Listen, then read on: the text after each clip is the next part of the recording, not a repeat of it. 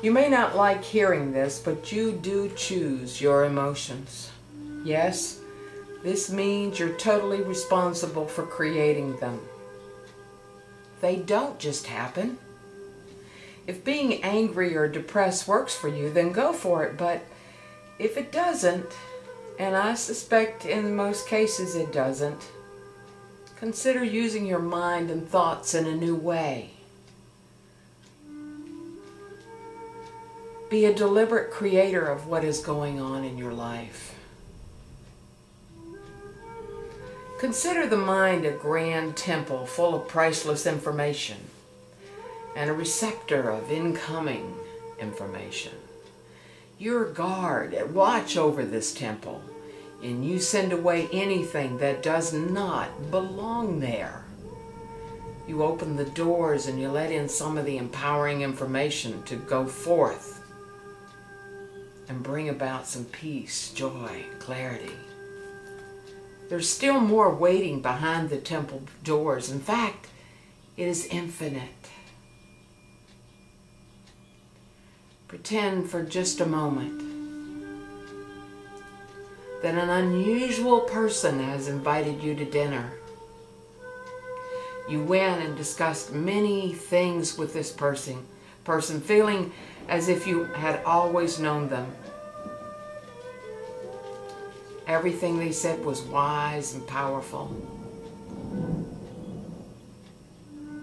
As you get ready to leave, you say, I don't know why, but I feel so close to you. Thank you for everything.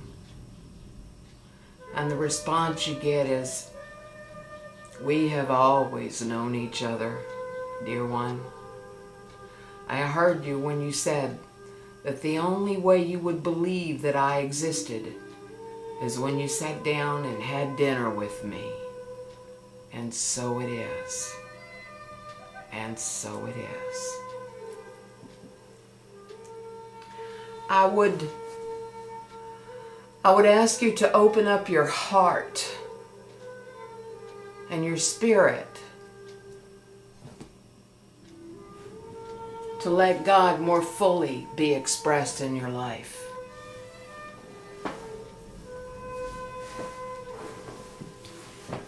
You are a piece of God's mind, created deliberately with a purpose, and to have passion and curiosity about your life. You were created to create. You're not a speck of protoplasm on this place we call Earth. It's time for you to step into your own divinity.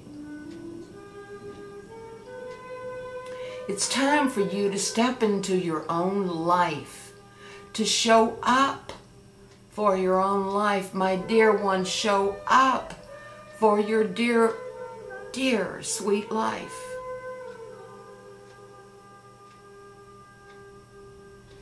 This is not the time to wait until a better time, because there is no better time than right now to make the changes that you know needs to be made in your life. What is it that is not working?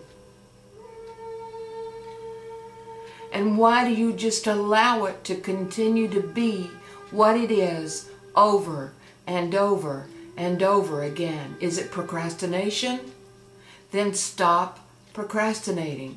You say, oh, just stop procrastinating. It can't be that easy. It is that easy.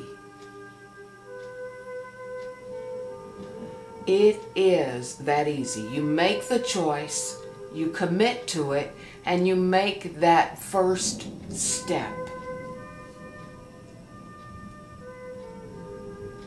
In many ways, it has been said that the journey of 1,000 miles starts with but a single step. If something isn't working, you have the power to fix it, to change it, to alter it, to transform it. You have that kind of power. You were created to have that kind of power. That is how much the Creator cares for us.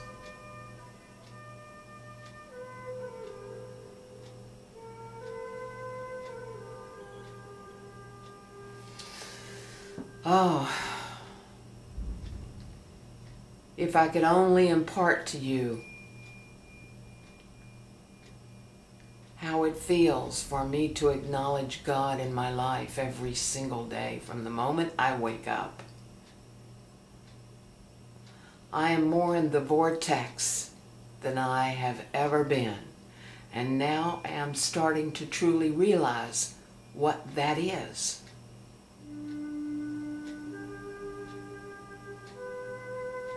It is a place I create, and when I'm creating, all the universe is waiting for me.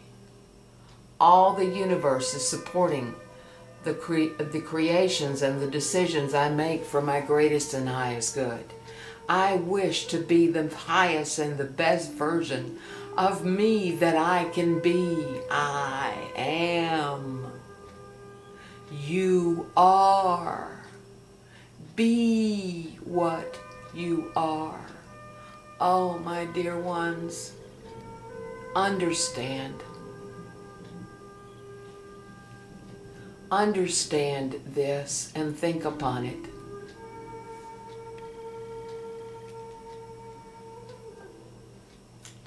There is not a single millisecond, nanosecond of your life where God is not present. If you could know this and know nothing else, your life would transform. And I say not to believe it, I say to know it. To know it. To know it.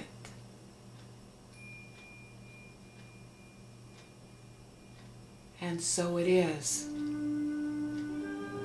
And so it is.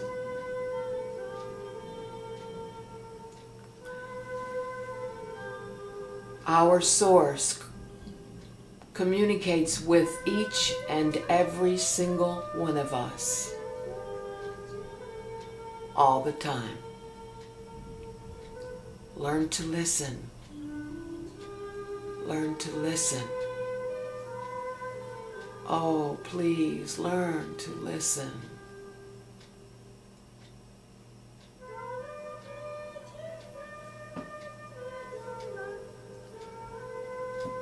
Namaste, my dear ones. I send all of my love. I send all of my prayers and the angel energy out to each and every one of you who is suffering, in pain, needs direction or guidance. I send the angels to assist. Namaste.